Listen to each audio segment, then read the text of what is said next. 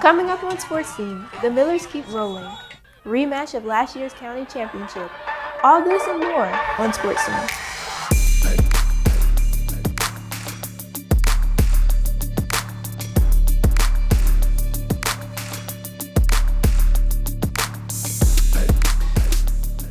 Hello everyone, I'm Melody Miller. Welcome back to another edition of Sports Scene. The fall season has been full of exciting games, so let's get started with some game highlights. We head to Hereford for some volleyball. The visiting Townsend Generals, who knocked off the 11th ranked Perry Hall Gators, are very confident about going into this game against the Hereford Bulls. In the first set, the Generals were fired up and ready for this match as they got out to an 8-2 lead with this block by Penny Hardesty.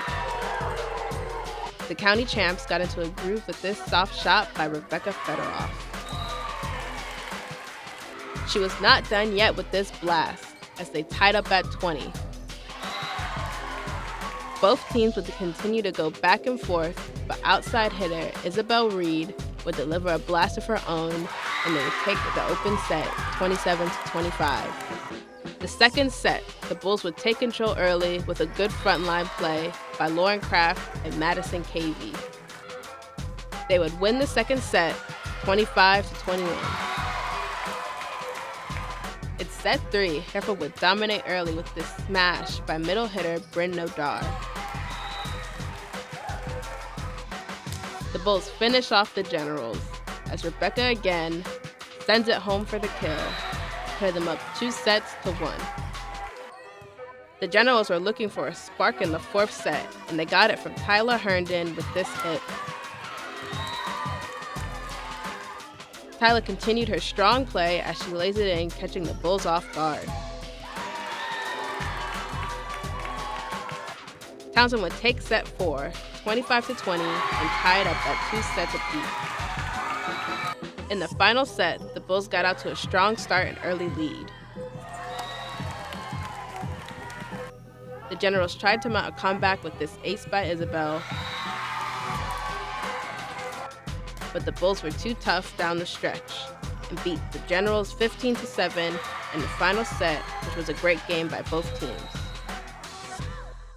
It was a crisp and cloudy evening for a long night of competitive boys soccer between the Townsend Generals and the Eastern Tech Mavericks. But the cool breeze would not make it easy for either team. Getting the ball, Michael Mukai charges down the field with the ball, swerving between a team of Townsend Generals. He finds a hole and shoots, just missing the goal's corner, but it's very close. Devish Bandari finds the ball. He swings around for a rocket attempt. Aiming to score the first goal, Townsend would put the pressure on the Eastern Tech Mavericks with a barrage of close call attempts, but the Maverick defense would fend them off. Number 10 once again gets the ball. He shoots, but goalie Matthew Spencer is anxiously prepared for the stop. Josh Villano kicks it long to Graham Gleason. He heads the ball, and Zach Cochran is there for the doubleheader, but Nicholas Cannon stops it on its tracks. Danny Nestoruk gets the ball to Jake Locklear. He passes it, and Jack Morgan takes a shot to score. Score is 1-0. It's Jake Del Vicio. He takes the free kick, but the ball just goes over the goalpost. For the corner kick, number 12 Graham Gleason kicks it perfectly to the center, and Josh Villano heads it in for a tie early in the second half. But the Mavericks would counter with a penalty kick by Danny Nestoruk, who kicks it, and it's blocked by Matthew Spencer. Yet the ball remains in play, and Nestoruk kicks it in to score. Eastern leads 2-1. Maverick, Morgan Jackson, attempts to add another point, but he doesn't quite get there. And General, Brendan Crawford, tries to even the score up but also falls short. On the free kick, team captain Graham Gleason takes a beautiful shot and strikes it to tie the game at 2.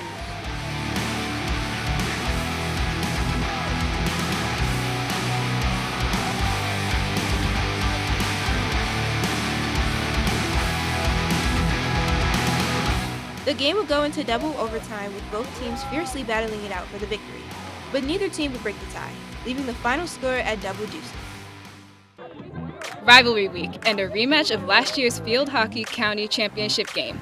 The Delaney Lions, who have given up 1 goal in the last 3 games, versus the Hereford Bulls, whose high-flying offense averages 6 goals per game. Let's do this. 3 minutes in, first penalty corner for Delaney. The first shot deflected right to Summer Trevette, who puts the first chance for the Lions wide.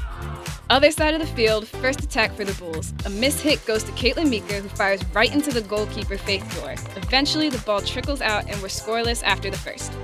Midway through the second, Delaney attacking. Trevette passes to the center, looking for teammate Laurel Robinson. Eliza Greenfield makes the save to keep things scoreless. Third quarter, Dorr boots the ball out, but right to Hereford. Megan Puente with a chance, but she fires wide right. A minute later, Delaney's still calling 99's number. She blocks a pair of shots along the back line. Still no score. 4 1/4 to go in the third. A pass from Riley Hackett finds Kayla Owings down low, but Faith Dorr makes a great play to keep Hereford out of the net. Fourth quarter now, other side of the field. Sarah Crowley gathers the loose ball and fires, right at Greenfield. She makes the play and we're still scoreless. And this one would need overtime. The big difference is 7v7 creates chances like this game winner, off the stick of Kayla Owens. The junior is the hero today as the Bulls win it 1-0 over Delaney in overtime.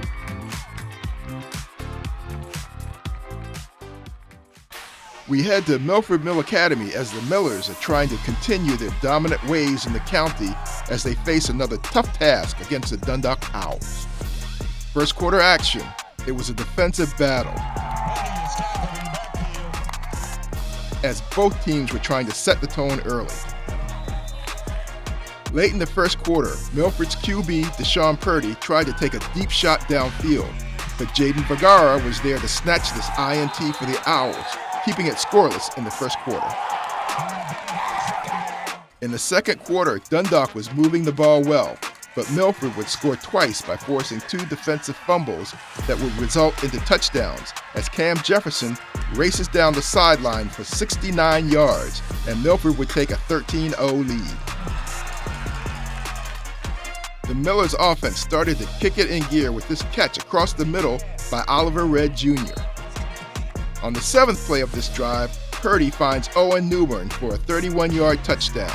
The Millers would win big, 33-0. That's it for this edition of Sports Scene. I'm Melody Miller. Thanks for watching. We'll see you next time.